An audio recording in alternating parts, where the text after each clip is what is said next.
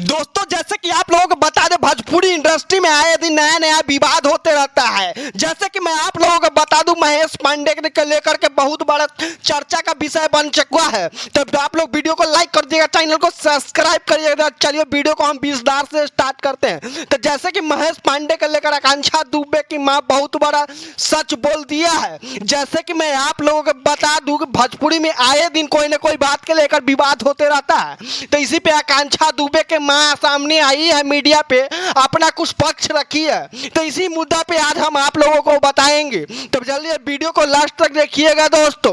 Video में आज हम पूरा सच्चाई बता देंगे महेश पांडे का, जो आकांक्षा दुबे उसका राज खोला है। आकांक्षा दुबे की मां का कहना क्या है, इसी मुद्दे पे बात होगा। तो जैसे कि आकांक्षा दुबे की मां कही है, महेश पांडे कोई गलत आदमी नहीं है। वो कोई चाकू के नोक पे उसे नहीं उठाया है, बल्कि उसे रूम में बैठा करके समझा रहा था। वो सब्जी काटने के लिए चाकू रखा गया था, चाकू के नोक पर कोई उसको नहीं उठाया गया है। जैसे कि मैं आप लोगों को बता दूं, मीडिया पे बयान देते नजर आ रही है आकांक्षा दुबे की मां।